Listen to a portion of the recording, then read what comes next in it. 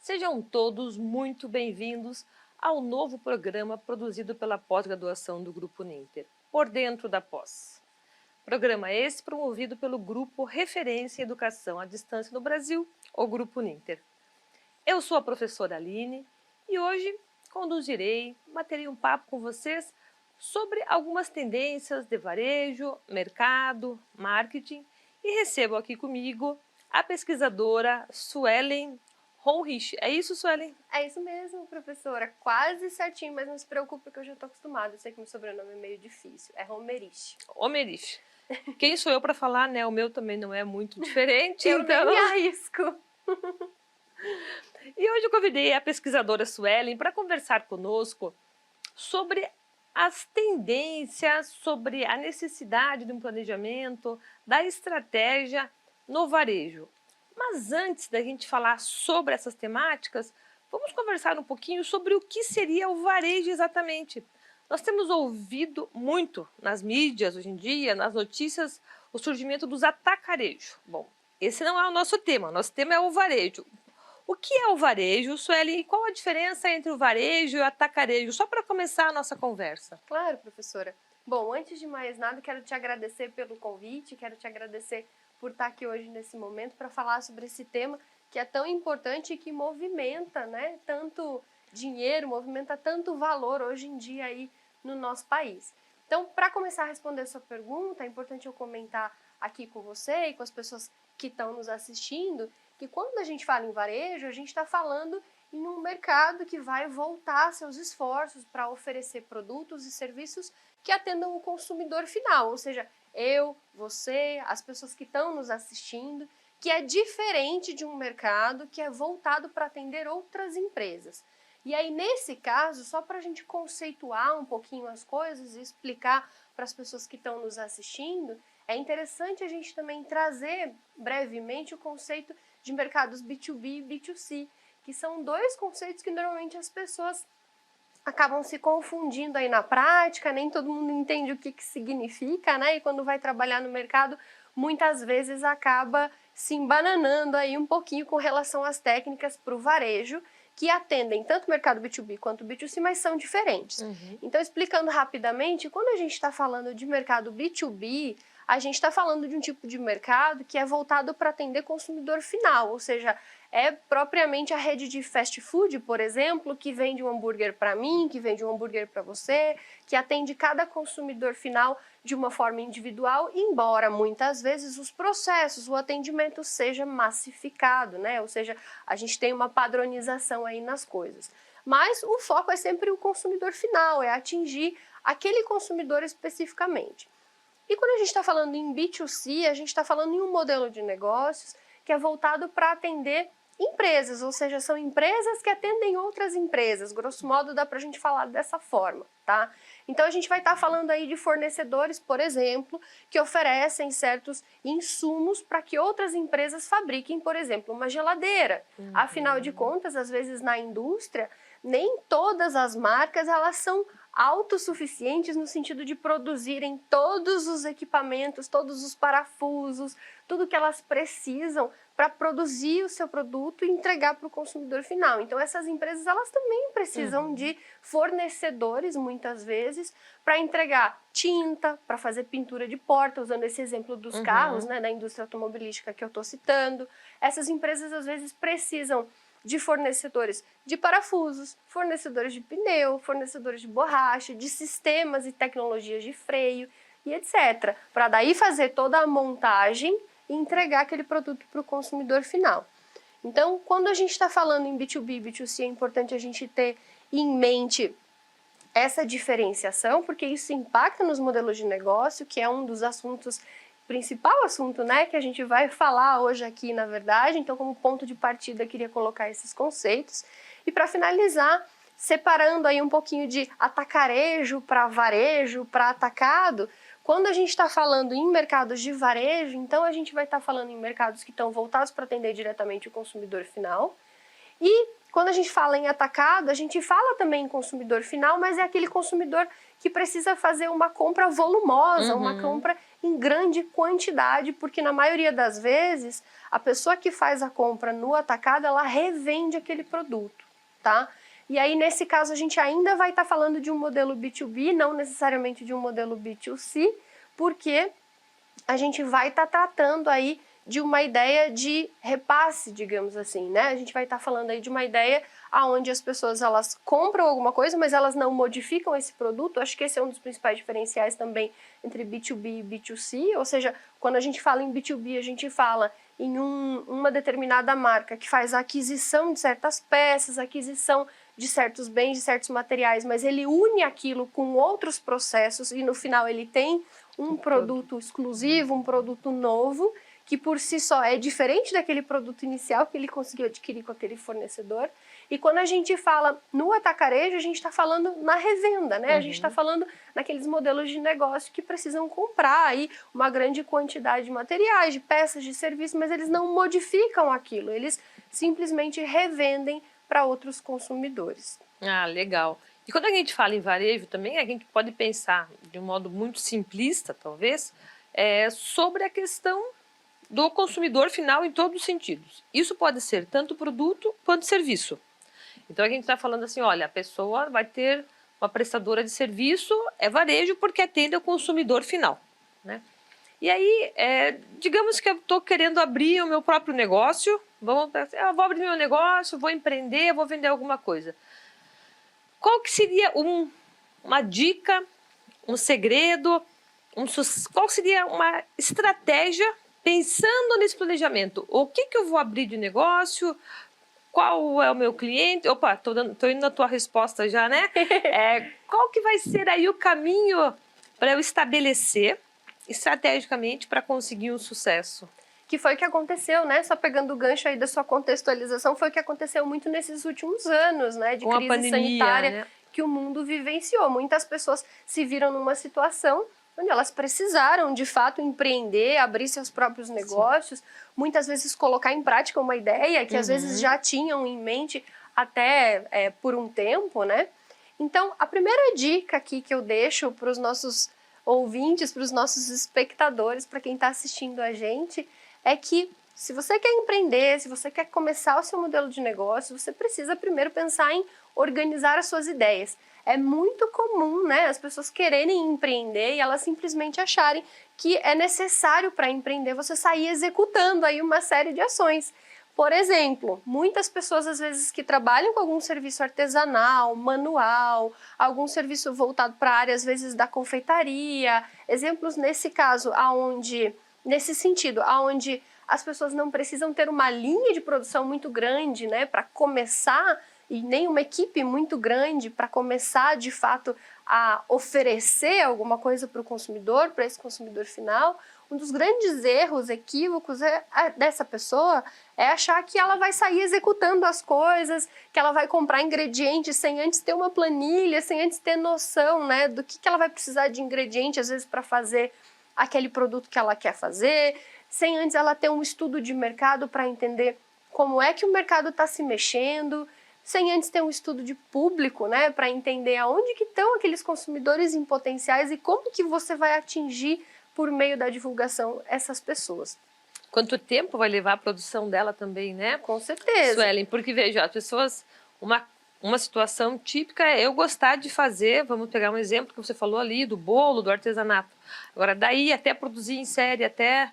E a outra pergunta que eu brinco sempre, quando a gente trabalha com os alunos, é assim, qual é o diferencial do meu produto que vai fazer a pessoa escolher o meu produto e não do concorrente? Né? Com certeza. Muitas vezes as pessoas nessa pressa, né, nessa gana e até nessa necessidade de muitas vezes suprir ali algum problema financeiro que está vivenciando dentro de casa, não pensam nessas coisas, né? E às vezes não só não pensam, como também podem não ter conhecimento sobre a importância de pensar nessas coisas.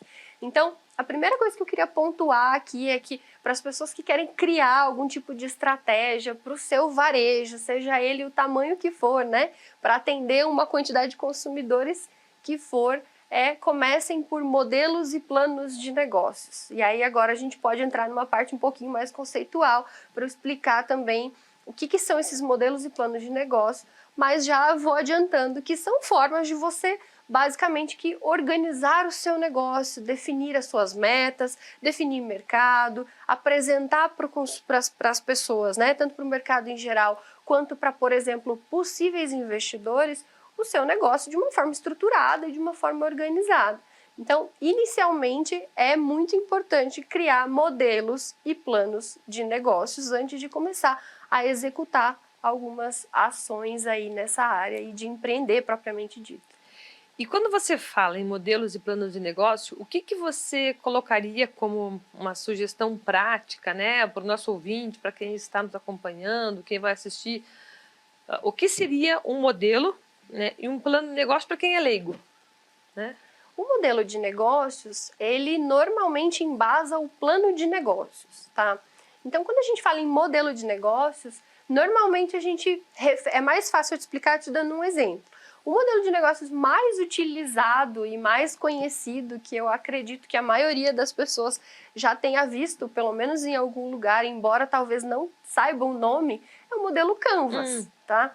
Esse é o modelo de negócios mais visual, digamos assim, que você pode fazer para começar aí a organizar suas ideias e ter uma representação um pouco mais concreta do que é o seu negócio. O modelo Canvas é basicamente que aquele quadro grandão, cheio de post-its, onde normalmente as pessoas elas utilizam post-its justamente porque o quadro ele está organizado de certa forma que permita com que você também possa ir revendo certas informações que estão coladinhas ali naquele post-it.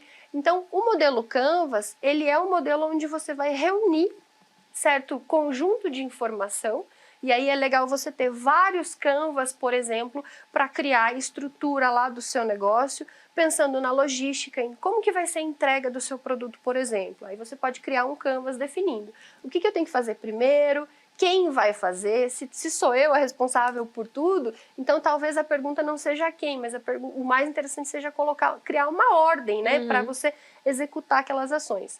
E se a gente está falando de um modelo de negócio que já vai ter uma equipe, que já vão ter alguns profissionais aí trabalhando, é interessante então também ter definido quem vai fazer o quê, então por onde você vai começar, quem que é o responsável por cada etapa, após aquela etapa vem qual outra etapa que eu tenho que fazer, se começa por compra, então qual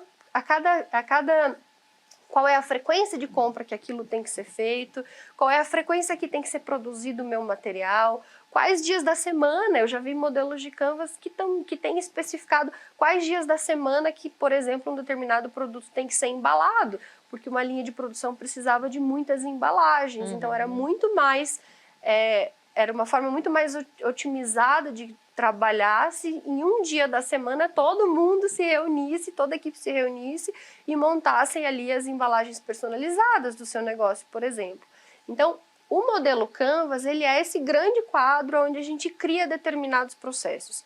Esses processos podem ser de logística, de compras, de vendas, de marketing, tá certo? De propriamente produção também.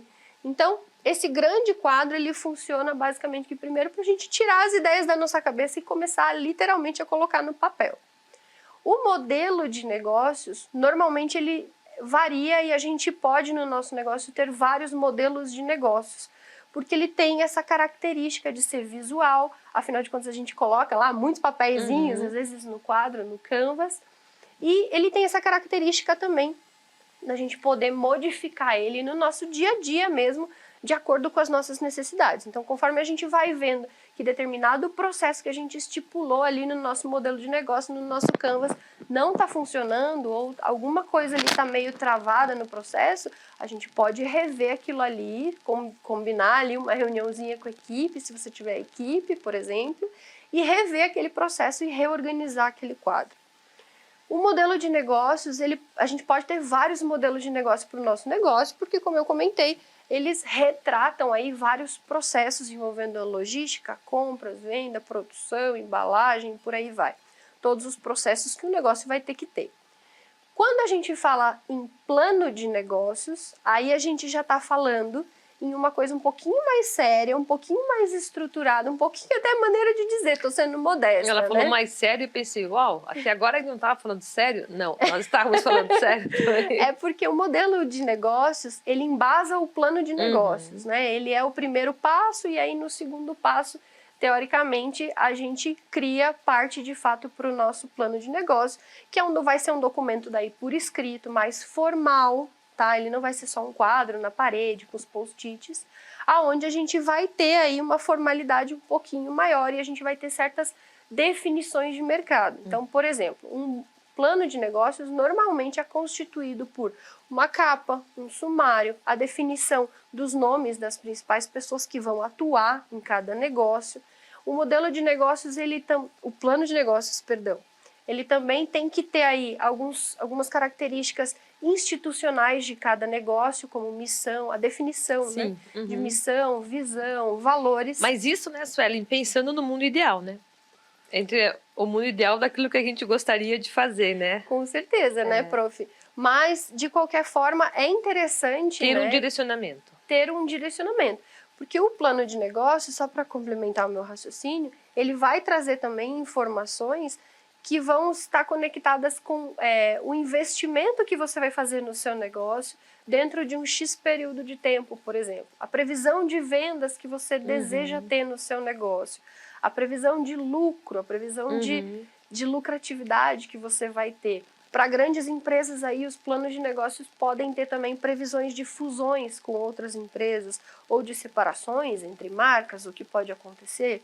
Então, o plano de negócios, ele tem essa característica de trazer aí um pouco da realidade do mercado, mesclando com o estudo do consumidor também, estudo do mercado, estudo da concorrência e unindo tudo isso com a identidade corporativa, né, que é esse conjunto de missão, visão e valores. Falando de uma forma um pouquinho mais simples, talvez, se você está começando seu negócio e você está um pouco ainda perdido no sentido de que você está pensando como que eu vou organizar, né, as minhas coisas. Comece com o modelo de negócios, que é o Canvas, tá certo? Sim. Hoje em dia você nem precisa, inclusive é interessante eu citar aqui, você ter um quadro grandão na sua casa, um quadro grandão no seu escritório para você colar post-it, até porque isso também, dependendo do empreendedor, às vezes um microempreendedor individual, fica difícil também ter esse tipo de recurso, né? Então existem formas de você criar seu Canvas aí na internet mesmo, a partir de alguns softwares online que oferecem modelos de Canvas, mapas mentais, sim, tá certo? Que podem te ajudar a estruturar o seu negócio.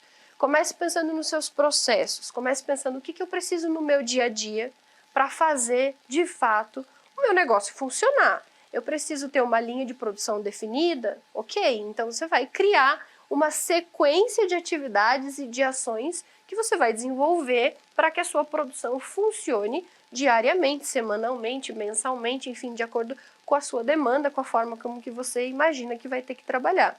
Eu preciso pensar na minha logística, porque eu preciso entregar meu produto também para o consumidor. Então, crie também uma sequência de ações para que você consiga aí, de fato, desenvolver essa logística e fazer seu produto chegar até o seu consumidor. Esse é o pontapé inicial aí, criar esse modelo de negócio, que é esse grande mapa mental, para tirar as coisas da sua cabeça. E é importante você fazer isso, porque um belo dia, eu vou colocar aqui uma situação bem prática, professora. Imagina que um belo dia nós temos um negócio familiar e eu tive uma dor de barriga. O nosso negócio vai parar porque eu tive uma dor de barriga? Sim, eu entendo. Não é bacana, né? Não é uma coisa legal de se pensar. Então, se você tiver esses mapas mentais, se você tiver Canvas organizando aí toda a parte estrutural de como que deve funcionar seu negócio, isso facilita para que outras pessoas também te ajudem ou entrem no processo em um determinado momento, tá certo? A própria questão de normatizar, né, deixar registrados os processos, as etapas, né?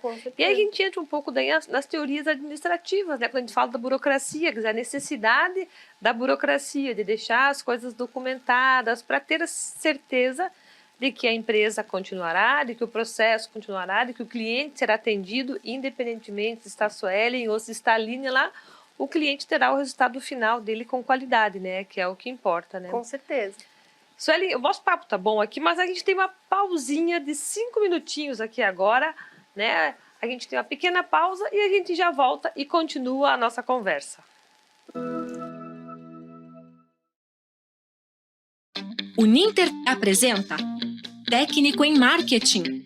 Quem trabalha com marketing do Brasil é Mercadólogo. Conheça o melhor curso profissionalizante da sua área aprovado pelo MEC. Aprenda com professores reconhecidos e escolhidos a dedo. Meu nome é o professor Sérgio. Nós vamos conversar agora ao longo das nossas aulas para tentar entender um pouquinho acerca desse saber tão importante, desse conhecimento tão importante do que é o marketing.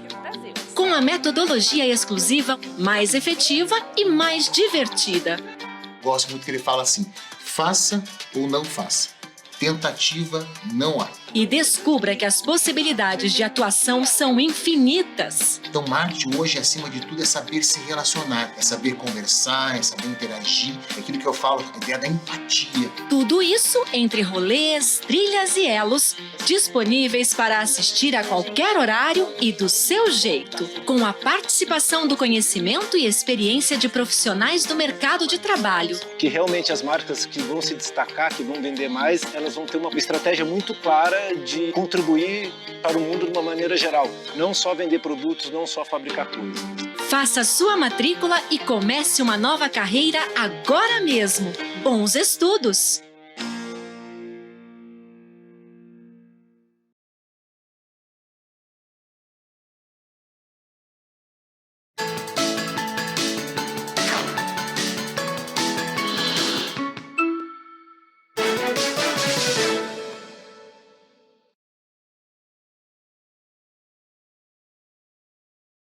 E esse foi o nosso Giro de Notícias. Voltamos em instantes. Voltamos em instantes. Graduação à distância é na Uninter. Nota máxima no MEC. Ilha, olha o que chegou pra você. A câmera tá pronta. E agora, professor? Agora é só gravar. E o tempo permanece bom durante todo o dia. É com você, Amanda. Obrigada, Carol. Uninter, ao seu lado para transformar a sua história. O programa Planeta Games pede sua atenção, de gamer para gamer. Você quer se tornar um pro player, meu amigo? Então conheça a nova linha de máquina game da Uninter Informática, Gladiator Maximum, Bravos, Brutus, Praetorian, PC Game com processador Intel da 10ª geração, uma linha game profissional onde sua FPS é totalmente estável, mantendo assim a qualidade gráfica sempre em alta. As máquinas são produzidas na fábrica da Uninter Informática em Curitiba, que é certificada pela Intel e pelo time profissional Red Canides Calunga, campeões sul-americanos jogando com as máquinas da Giga Pro. Aproveite e confira também os preços de lançamento dos monitores Game Gigabyte, em breve no nosso site aí na sua tela. O Ninter apresenta Técnico em Marketing. Quem trabalha com marketing do Brasil é Mercadólogo. Conheça o melhor curso profissionalizante da sua área aprovado pelo MEC. Aprenda com professores reconhecidos e escolhidos a dedo. Meu nome é o professor Sérgio. Nós vamos conversar agora ao longo das nossas aulas para tentar entender um pouquinho acerca desse saber tão importante, desse conhecimento tão importante do que é o marketing. Com a metodologia exclusiva, mais efetiva e mais divertida. Gosto muito que ele fala assim: faça ou não faça. Tentativa não há. E descubra que as possibilidades de atuação são infinitas. Então, marketing hoje, acima de tudo, é saber se relacionar, é saber conversar, é saber interagir, é aquilo que eu falo, a ideia da empatia. Tudo isso entre rolês, trilhas e elos, disponíveis para assistir a qualquer horário e do seu jeito, com a participação do conhecimento e experiência de profissionais do mercado de trabalho. Que realmente as marcas que vão se destacar, que vão vender mais, elas vão ter uma estratégia muito clara de contribuir para o mundo de uma maneira geral. Não só vender produtos, não só fabricar coisas. Faça sua matrícula e comece uma nova carreira agora mesmo. Bons estudos!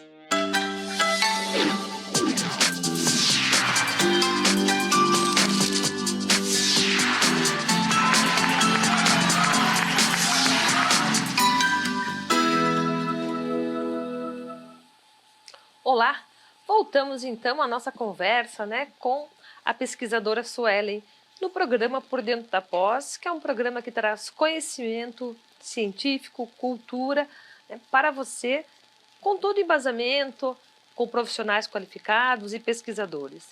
A nossa conversa de hoje é com a pesquisadora Suelen, que está falando sobre planejamento, sobre estratégia para o varejo. E continuando aqui, Suelen, quando a gente está falando em varejo, nós falamos um pouco no começo da conversa sobre o atacarejo, a diferença entre o varejo e o atacarejo, e a pergunta é assim, quando a gente fala em varejo, nós observamos aí com a crise sanitária, com a pandemia, um fortalecimento do e-commerce, né? Como é que a gente pode observar, né, a tendência para o e-commerce? Qual é a força do comércio online no mercado atual? O comerciante tem que se preparar para atender de modo online? Qual a estrutura que ele tem que ter? É o WhatsApp? É serviço ao consumidor? O que influencia tudo? Essa pergunta ela é uma pergunta que eu costumo responder assim, com uma certa frequência no meu dia a dia de trabalho, porque eu ainda vejo, apesar da gente ter notado aí nos últimos anos um fortalecimento do e-commerce, muitos empreendedores um pouco receosos, né? Quando a gente fala aí em comércio eletrônico, quando a gente fala em site, quando a gente fala em redes sociais. Então, a primeira coisa que eu preciso pontuar, que eu acho importante eu pontuar aqui, é que é importante sim que todos os empreendedores, que todos os modelos de negócios, tanto de pequeno porte, médio porte, quanto grande porte, estejam presentes de alguma forma, pelo menos, tá certo? Nas mídias sociais.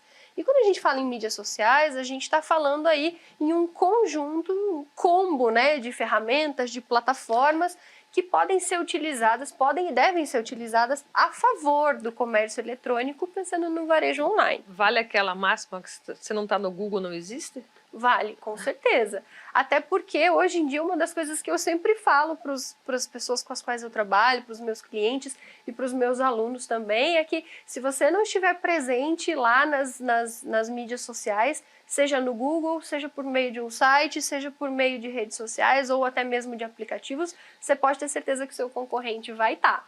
E o seu concorrente estando, ele está ocupando o espaço dele na concorrência, tá? Então é interessante sim que todos os modelos de negócio, que todas as marcas, independente do tamanho e do tempo de existência, estejam presentes de alguma forma no ambiente online.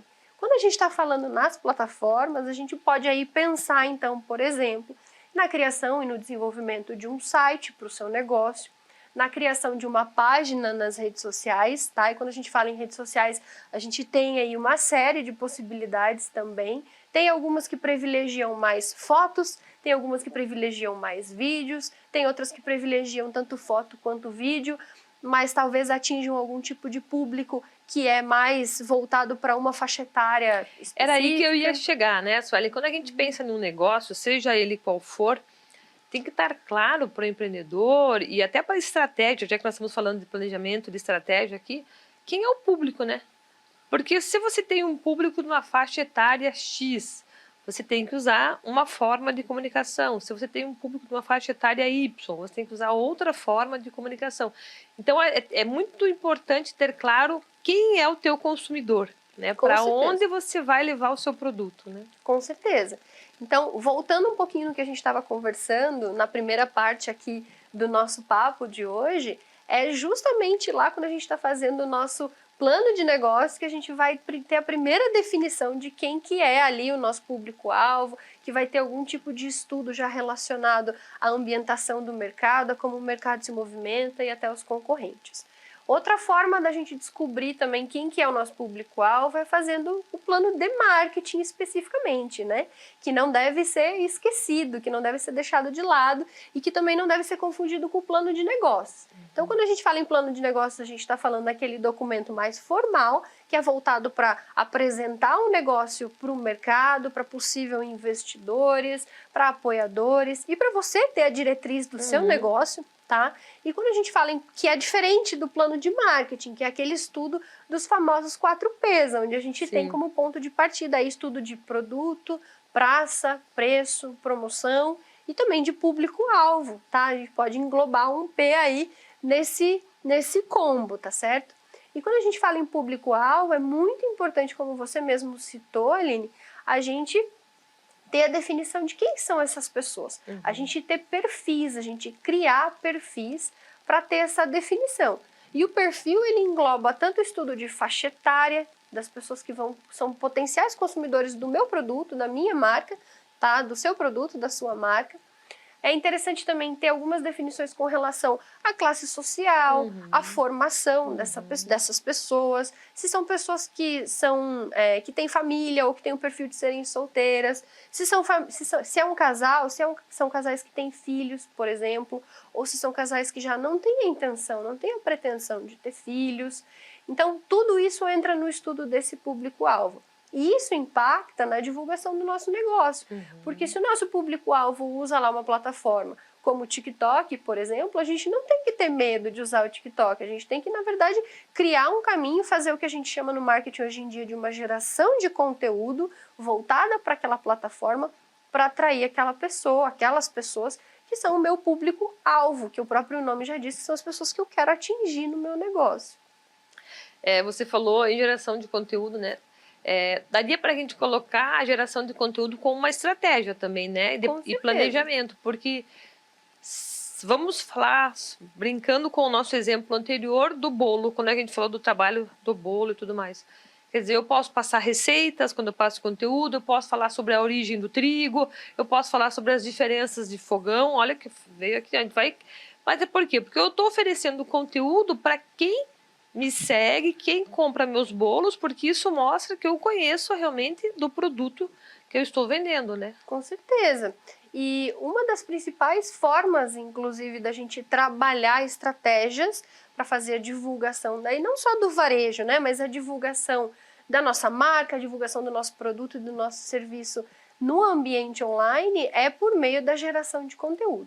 Então, só para contextualizar um pouquinho, quando a gente está falando em estratégias de divulgação nas mídias sociais, existem basicamente que duas frentes que são as principais formas de trabalho para a gente criar estratégias para divulgar o nosso negócio na internet. A primeira delas é criando o que a gente chama de tráfego pago, ou seja, movimentando um tipo de publicidade, injetando valor nas plataformas, criando lá certos anúncios por meio de plataformas como Google Ads, Facebook Ads, LinkedIn Ads, tá certo? Promovendo certo conteúdo na internet para atrair as pessoas para as minhas mídias sociais, tanto para minha página no Facebook, por exemplo, quanto para o meu site. E a outra frente de trabalho é a frente de trabalho que a gente costuma dizer que é para atrair tráfego orgânico para as nossas páginas, para as nossas mídias sociais. Esse tráfego orgânico é atraído por meio dessa geração de conteúdo, onde a gente fala do universo temático no qual a gente está inserido. Então, ainda pegando o gancho do exemplo que a gente estava falando lá, de um microempreendedor que fabrica bolos, ou fabrica doces, ou fabrica algumas outras delícias aí da área da confeitaria. A gente pode, por exemplo, pensar que essa pessoa precisa ter uma geração de conteúdo nas mídias sociais que fale justamente sobre os processos pelos quais ela vivencia, né, no dia a dia. Como ela pode falar como que é a produção dos bolos dela no dia a dia, dar dicas, inclusive, para que as pessoas também preparem algumas coisinhas, algumas delícias aí na sua casa, tá? A gente pode pensar em conteúdos que falem sobre datas comemorativas e que sugiram, por exemplo, para que você presenteie a sua mãe, o seu pai, com um determinado produto, tá? Que de preferência, né, aí vai ser o nosso produto naquela data comemorativa e por aí vai. Então, a geração de conteúdo, ela é exatamente isso que você falou. É a gente entender o universo no qual a gente está inserido e transformar isso em conteúdo para as nossas plataformas digitais, o que é essencial hoje em dia. Muitas pessoas, às vezes, têm um pouquinho de medo, às vezes, de falar dos seus processos. E eu comento isso porque eu já ouvi certos empreendedores falarem assim para mim: ai, mas se eu mostrar o meu dia a dia nas plataformas, eu vou estar vendendo meu peixe, né? Eu vou estar ensinando a pessoa a fazer o serviço que eu faço e aí ela não vai comprar mais o meu bolo, digamos assim, nesse exemplo, né? Só que a questão é o seguinte: se você não falar sobre o seu produto, você pode ter certeza que seu concorrente vai falar.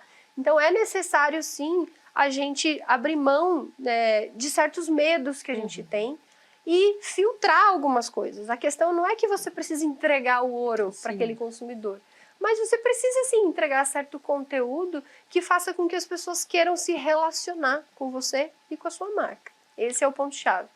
E quando a gente falou de comércio, daí a gente falou das redes sociais, que, claro, engloba uma organização, né, um comércio, um varejo, um produto, um serviço.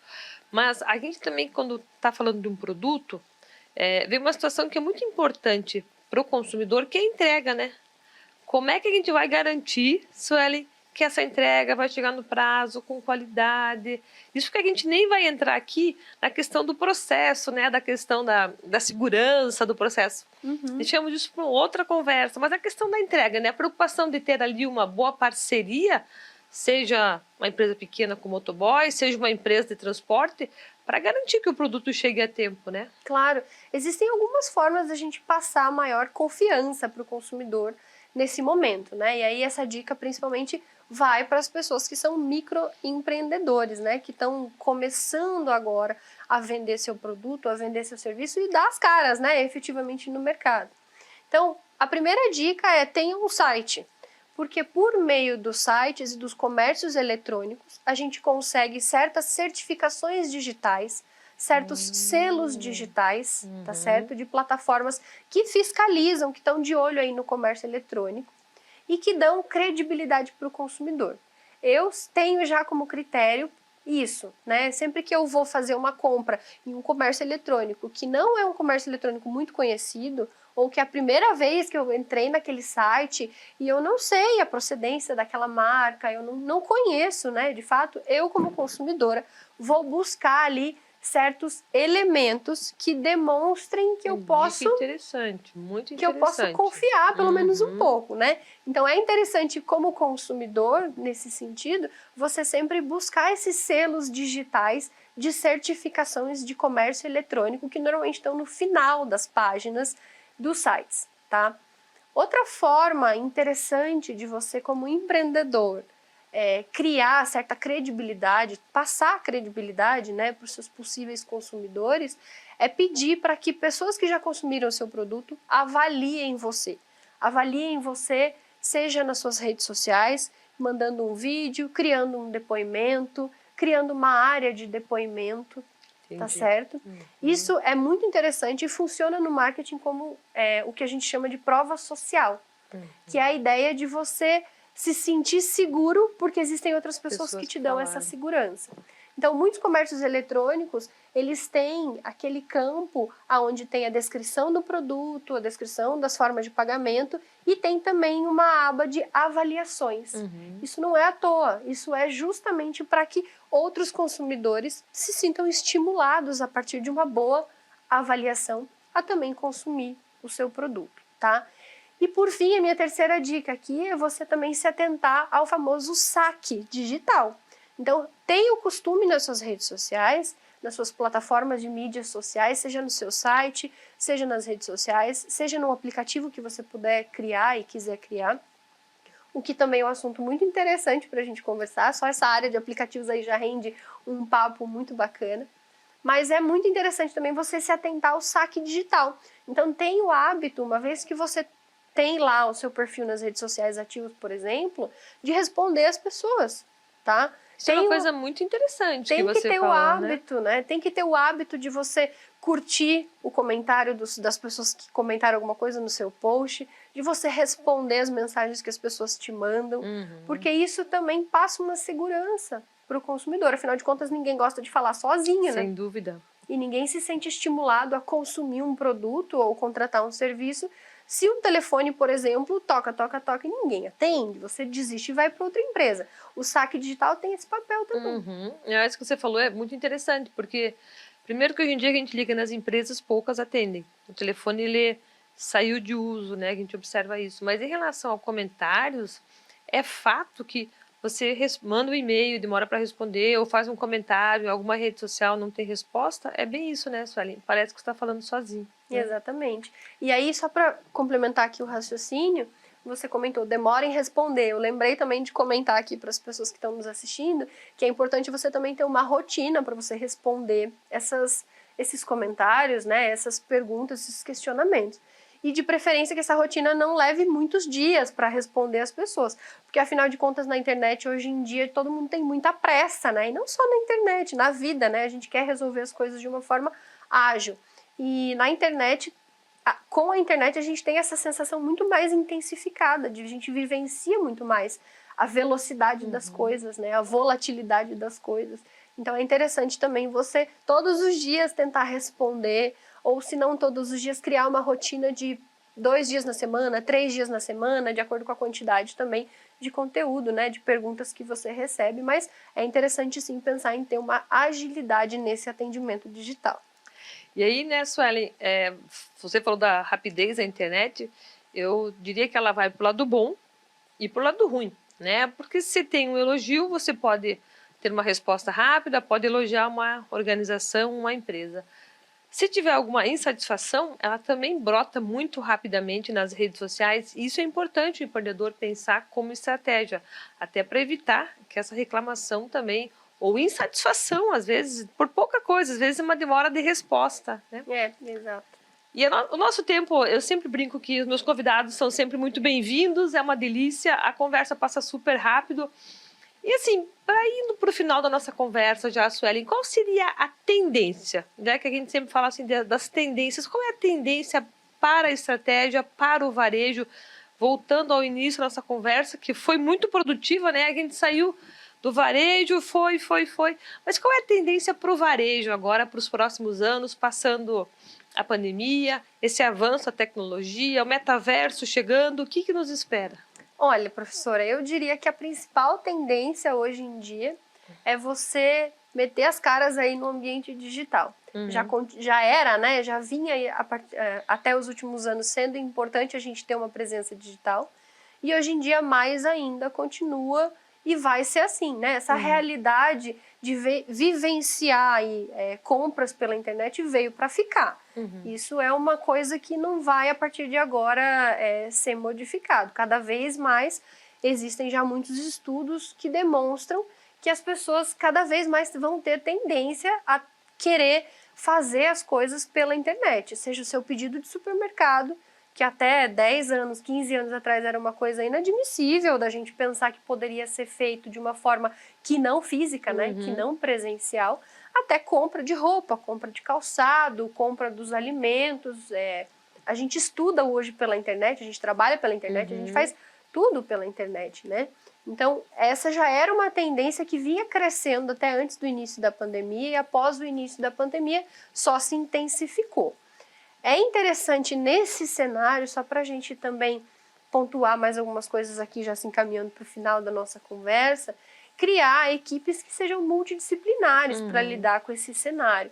Então, para as pessoas marcas que puderem ter uma equipe, né, eu digo puderem porque às vezes tem empreendedores que são microempreendedores individuais e acabam tendo que fazer todos esses papéis, né? São eles que produzem, são eles que embalam, são eles que cuidam da logística e também são eles que fazem toda a produção de conteúdo para a internet, mas tirando um pouco desse cenário e pensando aí em um cenário de um investimento, né? De uma marca, de um negócio que já pode ter uma equipe, é interessante ter uma equipe que seja multidisciplinar, que para lidar com a internet, que contém aí desenvolvedores, jornalistas, publicitários, designers e pessoas também muito capacitadas para lidar com o saque digital, porque muitas vezes é por causa do saque que os consumidores de fato tomam a decisão de comprar um produto ou deixam de comprar.